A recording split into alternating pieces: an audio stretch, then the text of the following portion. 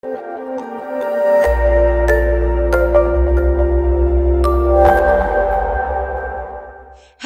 and welcome to Janette's TV and podcast. I'm your host, Janette Burke, and today we are talking all things real estate because the real estate market is hotter than ever. And before I bring my guest on, expert real estate agent Randi Goodman from Kalles Real Estate, I would just like to take a moment to talk to you about a couple things. First of all, what you're going to hear today is going to be applicable to you whether you live in Canada, in Toronto, in Vancouver, or even outside of Canada, in the US, UK, Australia, New Zealand, because real estate is pretty much following the same trends wherever. And before we bring Randi on, I want to remind you that we do have a Patreon link to donate as we continue to bring you the best content we can during this pandemic, and no donation is too big or too small. You can also support us with our merchandise. We have Janette's TV t-shirts. Here's an example. And we also have sweatshirts in your color and size of choice. They come with either the Janette's TV logo and tagline or an inspirational saying made by me and one of my guests in a previous episode. All you have to do is order, and it's conveniently shipped with tax straight to your door. And you can find out more about our Patreon link and how you can order Janette's TV and podcast merch below in the descriptions, where there are also going to be links. Now back to the interview. Welcome to the stage and to my show, Randi Goodman, who is a real estate agent with Kalles Real Estate here in the Toronto area. Welcome, Randi. How are you today? Thank you so much for having me, Jeanette. It's such a pleasure to be on your show. And thank you for showcasing people and constantly bringing great entertainment and information to the world. Thank you. Well, thank you, Randi. It's my passion. It's my purpose. But, let's talk about your passion and purpose and how you actually got into the world of real estate. The reason I bring this up is because, Randi has another side to her. She also empowers small business owners, and particularly women business owners, with business events, as well as she's an eight-time #1 best-selling author. She's written lots of great books. But what led you into the real estate field from your other business endeavors? It's funny, Jeanette, because I've probably been told for like over 25 years by various different people, including my ex-husband, be a real estate agent.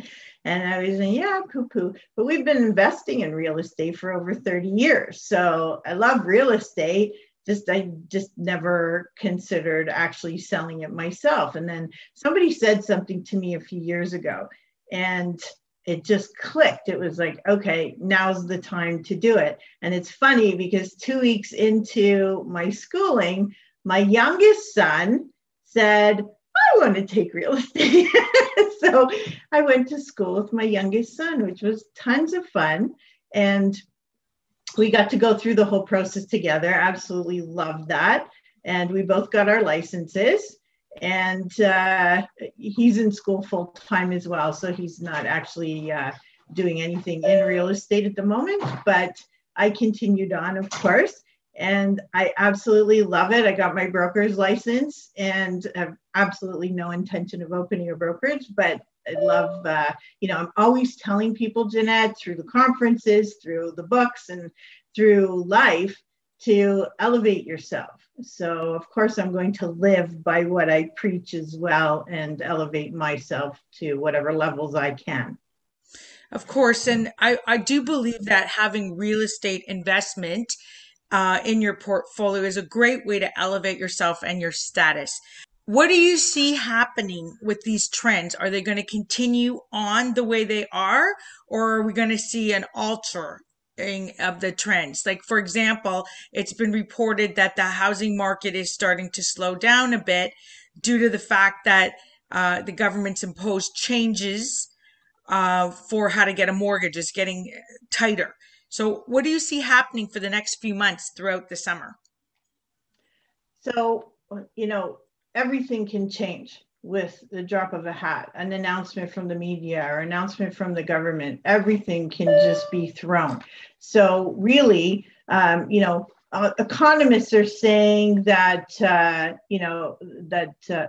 economists of the credit unions are saying that prices will increase still till the end of 2021, maybe 7%. Then you've got September Reuters poll of 16 economists that say the growth could be 16% in 2021, with the lowest prediction at 11%. So, the Toronto Real Estate Board says that the growth will be supported by Canada's economic recovery to record or near record, low borrowing costs, and improve employment.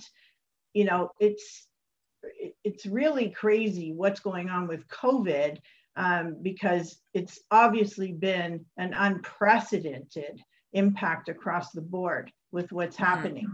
And as I said, I believe that this is a North American impact as well, not just Toronto. However, that being said, you were just mentioning about low interest rates. Is that going to be continuing, or is there an expectation that interest rates will be going up, and will that be supported by our 5 major banks in Canada? So the interest rates are supposed to go up. Now, I'm not a mortgage agent, so don't quote me, but they have reported that there'll be a 0.5% increase in the stress test starting in June, which will definitely have a huge impact on people's ability to pass that stress test and be able to qualify for a mortgage, which will in turn start to slow down the process a little bit. But they don't see it slowing down to the point where you're going to have, a negative effect. They still see things increasing to the end of 2021, regardless of that, but it will definitely hinder a lot more people, which means if they want to move, they may be going into the renting market. Right. So that was one of my other questions. There's something called the 5% rule, which I'm sure you're familiar with, and maybe you could explain. But part of that rule has a calculation to determine whether owning or renting or buying or renting is the way to go. Can you explain a little bit more about that or comment on that rule and how one should apply it? I can't comment on the rule directly, but as far as renting versus buying, like I said, people, it's a matter of affordability. So with, COVID happening and causing increased amounts of unemployment, people wanting more space, they're, having to move out of the Toronto area. Many are having to sell their homes because they can't afford to pay their mortgage anymore, and they are going after renting. So, buying versus renting is really going to be it's going to be determined on their affordability, whether they're still employed, whether they're able to continue earning the same income or a better income than they were earning before. And now June, with the mortgage stress test changing, they'll really have to be solid in their income in order to be able to qualify for a mortgage. So people who are buying, maybe they're not spending money on travel, and they just got that money in the bank, and able to save up and be able to buy a house. Other people who don't have a down payment to put down towards a house, at least the 5%, or it should be honestly 20%, that puts you in a better position. But you can get government help if you do have 5%. You still need to come up with that. So if you're looking at, if you want to stay in the GTA, you're going to spend $800-900 or more on any kind of townhouse, semi-detached, or way more, right? So let's delve into this a little bit, just to digress a little bit. So we do see an explosion of people moving from out of the downtown Toronto core, Toronto proper, into like suburban areas or regions that border the Toronto area, such as Mississauga, Oakville, York region, and Durham region. And so can you comment, like, is that become choice? Are more people looking to move away from the city? And if so, like, to what areas or how far away are people willing to go? They're going far. They could go anywhere 80, 100 kilometers away, even more. They're going to cottage country. They're going to Hamilton. They're going to Kitchener. They're going to Niagara. They're going to Collingwood, Barrie, Innisfil. They're traveling far. They're going past Whitby. They're going into Clarington. Like, in order, even Clarington, the prices, they're fighting for them. They're selling in the high 8s, 900s for a detached house and higher. So honestly, they're moving out of Toronto because Toronto prices are so high, they can't afford it, for those that can't. So they have to go out, and they're looking for more space because with people working at home now, they want more space. They have the kids at home. The kids are studying. They're online at school. They're not even going back to the classroom. So they need a space to be able to take their work away from the family so they can have a private space and have a business conversation without getting bothered 20 million times a day. And then they want more space outside. They want to be able to go outside and sit, because you can't go to the gym. You can't go, there's so many places you can't go. Yeah, with the lockdown rules, which they're going to open and change. Are we seeing an increase also in like Go Transit? Are people really thinking things through? Because, COVID might have it that we're back in the office sooner than we think, which could be causing a lot of commuter time. And how will this all be affected in these moves that are like 80 to 100 kilometers away from downtown Toronto? Yeah. So one of the things that my clients are saying to me is, I want to be in this area, but they've already checked out where the transit lines are, where the GO stations are. And they're like, I want to be within 10 minutes of the GO station or 15 minutes of the GO station. They don't want to be far from a GO station. So when we're choosing areas that would be close.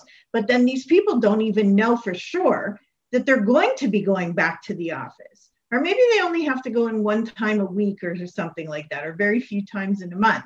So they're really looking at what the possibility is, whether they get to continue to work at home. And if they do have to go to the office, then yes, they are considering how close they are to transit, because they need to be able to go park their car there, or be able to be walking distance from there, or a short bus ride, and actually be able to take the GO train to whatever location they need to go to. So it's definitely a consideration, and they are very cognizant of it. What are some of the other considerations? We talked about space and transit, but what are some of the other considerations when we're out looking to either buy or sell a home throughout the pandemic that you can give us some, tips on that we should be considering, for both the buyer and the seller? So when someone's looking for a home, they are really considering having that space. So it was always, way back when you had concepts where you had so many different individual rooms in a house. Then the concept changed to open areas. So when you walked in, you had, the kitchen was open to the living room and the dining room, and everything's open space. It feels so free and fresh. Now that we're home, again, it's reverting back to being able to have those private rooms, because if you're sitting in a big open area and somebody's talking on the phone just a few feet away from you, they're interacting with everything that you're doing, or you can't concentrate, or you can't have a private conversation. You need to have a separate room. So they're really considering being able to have those separate office spaces, and it may be two of them that are in the house that, they need two different rooms, maybe mom and dad, mom, dad and dad, whatever, are needing to have their own space in the house. Is this why builders, today, there's still a lot of development, like way throughout York region, throughout Brampton, throughout Mississauga, all these like neighboring sort of greater Toronto areas. There's so much development and so much building. And I wanted to touch upon this in two ways. Number one, a few minutes ago, you said renting may become more popular than buying. So this lends me to ask, like, so why is there so much new building going on? And the second part of it is, is this, this need for space, has this given rise to what seems to be the most popular type of home being built right now, is these townhouse complexes that are 3 stories high? Was that designed purposely to give more space and to get like more separate rooms, as you were saying? So developers are building if they had already, like, the rules keep changing. So if the developers, and depending on the size of the properties and whatnot, whether it's a large condo unit or whatnot, it depends on whether the developer can actually be building or not. But for the ones that are building, they are building townhouses because think of it logically, number wise, dollar wise. If I have a lot of land, how can I maximize, if I'm a developer, how can I maximize my ROI on that piece of land? Well, the best way to maximize it is to build townhouses, because you're not wasting any space in between the homes. They're all together, and they're usually single car garages. Sometimes they're double car garages. And they really, most of them, actually not most of them, but quite a lot of them are being built without even a backyard, right? So you go to your garage and you see another garage right across from you, or your front lawn, you see another house in front of you. There's not even any grass in between. So they're really maximizing on the space. And then they go up 3 stories because they can give you more house. So if you want a 2,500 square foot house, you can get that by having three floors above plus a basement. You can really maximize on your space. Then you can have different levels of the house where you have, multiple private rooms that you can use for work or play or school. Yeah. So it sounds like, yes, it's about ROI for the developer, but they're also meeting demand of what people want in terms of, they want space, they want private rooms, and they want to make it affordable at a certain price level that will attract buyers. So speaking of buyers and sellers, there's a couple things going on that I wanted to get some more sort of insight on. And that is, what is going to be for this new generation, millennials, trying to buy into the real estate market? Is it going to become harder for them to do so? And will they be able to do so if they do not have parents to help them put down a down payment? That's a great question. And if they don't have parents that can help with a down payment, which many of them are utilizing, they have to have a great job. Like, they have to have a great income, or maybe they have multiple incomes, or they have investments that are bringing a great return, but they need to be putting money away and having that money multiply for them. They really need to have a good financial person in hand who can really look at their best interest and make sure that they're able to, grow their money, because what they have to do is put away for a down payment. And it's not an easy thing to do. So I know, because there's been a lot of reports on this where, young people are going even as far as Guelph and learning that a home that was once 400,000 is now over 600,000 or 700,000, even 800,000 in a short span of less than a year. Does that mean that for many young people looking to start a home and a family, home ownership is just not going to be within their reach? It might not be in their immediate reach. with the right people around them that can help them save and grow their money as they as they want to obtain their goal. They can definitely obtain it. I wouldn't, throw that idea to the wayside. It just might not happen today, right? So they may have to rent for a bit first and then get to ownership. Oh, so let's talk about the other side of the coin, which is, the seniors, the parents who are coming into retirement and wanting to help their kids by maybe selling a home that they already own. So how is it affecting the other side, the parents and the parents' retirement, if they, have a home in the GTA that they want to sell now? So there's different options for them. Like people who are over 55, they want to tap into equity that they have in their home. They can go to chip mortgages. They can refinance their home. Maybe they did a reno on their home and they've increased the value of their home. Maybe the home just appreciated because of time. So there's lots of ways to tap into your equity without even having to sell. They don't necessarily have to sell their home. They can tap into that equity other ways. So I would definitely speak to a good mortgage broker about that because they would have all the options for them. But so is it causing them to have to sell their house? Some are choosing to. Some might choose to go into a retirement home or a retirement area, where they have a fixed amount that they spend every month instead of having to worry about the maintenance on a home and that kind of thing. But as far as supporting their children, unless they have no equity in their home, then, there's really no reason why they should have to sell. And if they have no unless equity, they want to and go to something small. They want to, and they may want to move hours away. You never know. Yeah. Well, they may, because they may be farther ahead for the retirement plan that way. Selling high here, going to a smaller place, buying less gives them extra money to invest, really, and maybe more money even to help their kids with. So what advice do you have for buyers and sellers right now?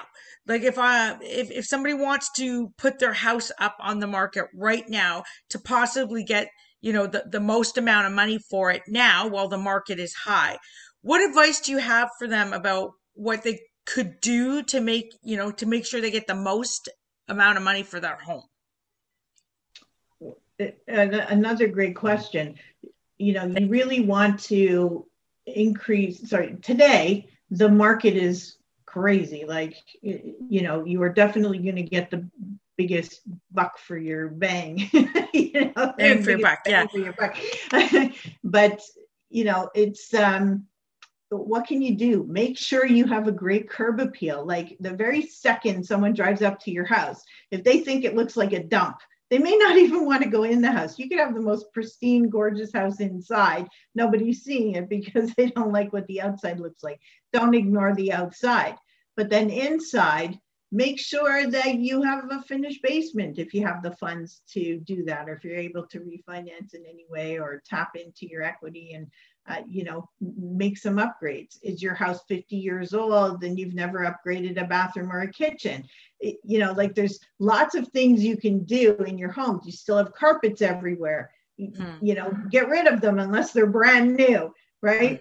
So a lot of people don't like the carpets in there anymore with the dust and everything. And now that we're staying at home, you want to minimize those things. You want to minimize the dust. So you may want to get rid of carpets in most. So you were saying at least a few renovations, but some people think they could still get top buck as is if they haven't even put any renovations in like 30 or 40 years. Is that true?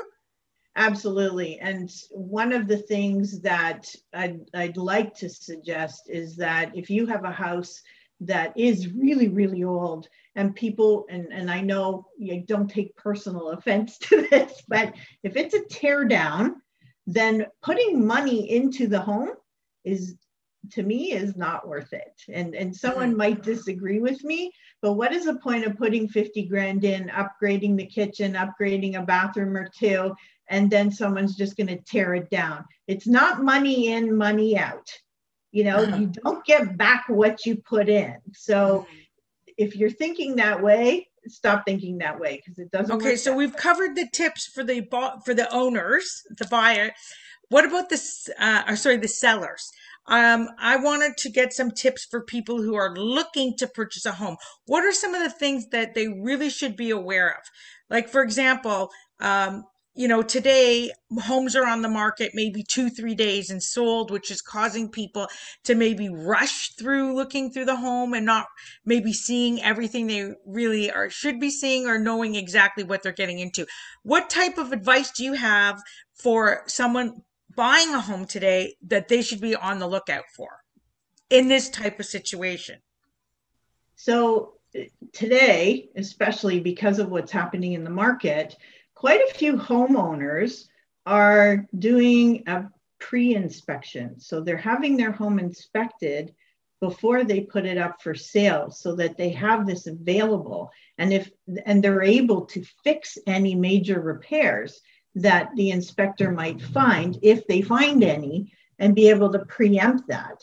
So having a pre-inspection, now whether the seller did it or not, the buyer can have that done.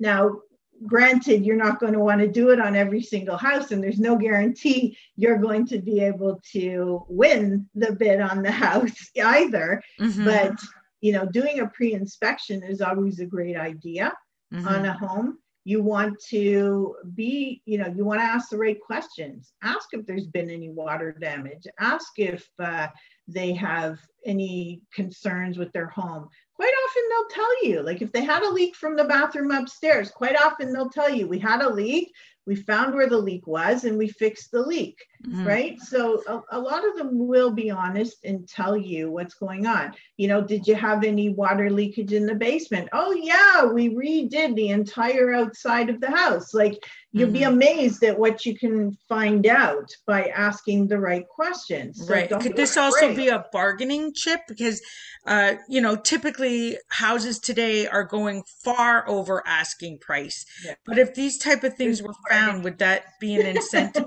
to? At one time, you could say, well, if you have this damage and that damage, but that was a time when there weren't competitive bids going on. Right. Right now, you can have 5, 10 or more offers coming in on the same place. And that's whether it's a purchase or a lease, and people are fighting for it. They could go $200,000, $300,000, $400,000, $500,000 over asking, or sometimes more. So really, you want to be able to ask the right questions. Don't be afraid to ask if there's any damages, any concerns, how long have they been there? What year did they replace the roof? How old is the furnace? How old are the windows? Like, ask the questions. Because you want to mitigate any further complications or additional money that you may have to put in after you fight to get a mortgage for what they're asking, possibly more. So maybe people need to think things through a little bit more and not be so hasty. But I wanted to also ask you about the mortgage itself. So I understand that today, mortgages are coming through pretty close to closing time, and sometimes they're not coming through. What happens if you actually make a offer on a house and sign it off that you're going to buy, but it was contingent on the mortgage coming through, the financing coming through, and then it doesn't?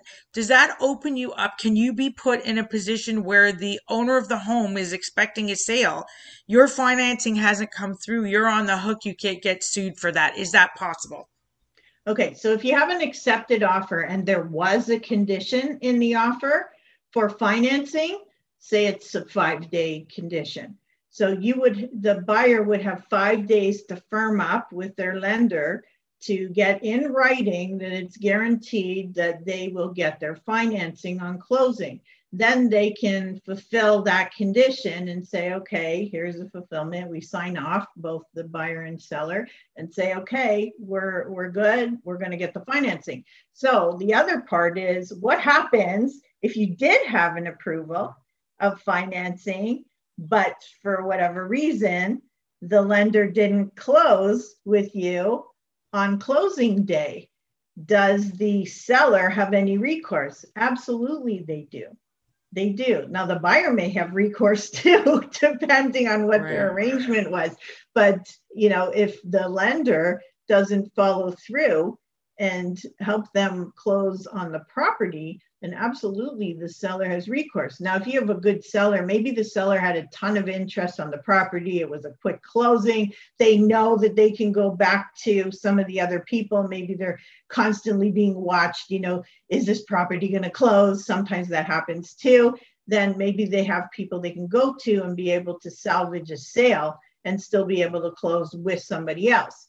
But there's definitely some sort of recourse. I'm not the lawyer, I'm not the mortgage person, but definitely be in contact with them. They can advise you properly. But also, as the real estate agent, I know you're very resourceful, and you come with like you can refer out like to mortgage lenders, mortgage brokers, financial advisors, even lawyers. Correct? Do you do this for your Correct. clients? Absolutely. I thought so. Okay, so we're nearing the end of the interview. We've got about a few minutes left, and I want to give you a chance to tell us anything else that's going on with you in your business that you haven't had yet a time to say. So go ahead and tell us anything else that you think we may have missed, or you want people to know about you and your business and the real estate market. Anything else you would like to add? Thank you, Jeanette. So yes, the pre-COVID market was hot. I know people are looking at the market right now and going hot, hot, hot, but pre-COVID it was hot. And then it, of course, started to slow down in March 2020 and April, but June it started to come back. So, we really had a bounce back of the market, and then it started to get very hot. For my business, I absolutely love helping my clients, and I do not limit myself to an area. I have investors that I work with, and quite often they're looking in multiple different areas. So I could be west, I could be east, I could be north, not south, obviously, but I love helping my clients, whether they're buyers, sellers, or investors, and I will definitely help them in commercial or residential. I just, whatever their needs are. I'll throw in for you too that, you are licensed for the whole province of Ontario, correct? Yes. And so that means if a client is looking to buy and sell right here in the GTA or outside of the GTA, or if they're looking to, buy a second property like a cottage, which apparently that's also going hot now, cottage country, the second home for summer travel, because people still are not traveling internationally or into the US with our borders are still being closed. And we are coming closer out of the pandemic, but we still have a little more pandemic to deal with. Also the investment side, you were mentioning that where, if you want to get into another property for income or rental purposes, you can also help them with that too. And I want to remind everyone that, Randi can be contacted. If you don't mind, Randi, give me your phone number and how we can get in touch with you. I know you have your website here on the banner, but we'll also include it at randygoodman.com. But what are some of the other ways we can get in touch with you, Randi? The best way to get me is either through my website, randygoodman.com, or dreamhomeswithrandy.com. Those are the best places to get a hold of me. Of course, you can find me all over social media, but going through the website would be perfect. Okay. And do you have anything that, like a newsletter or something that people can sign up for to get some more of this, sage real estate advice you have? Absolutely. We have great articles that we're sending out a couple times a month. Love to share with you. Again, if you go to dreamhomeswithrandy.com, you can definitely sign up there. Thank you. Okay, dreamhomeswithrandy.com. So you can sign up for even more great information. Well, Randi, you've been an incredibly informative guest today on the topic of real estate. Thank you so much for joining us. And thank you for joining us. Please remember to like and share and comment on all our posts. You can find us everywhere on the internet: Facebook, LinkedIn, Twitter, Pinterest, Vimeo, YouTube, Clubhouse. It's the new one. Instagram. Like, truly, we are everywhere. Hashtag Janette's TV and podcast. And until next time, continue to be fabulous. This is Jeanette Burke, your host, signing off. Thank you, Jeanette.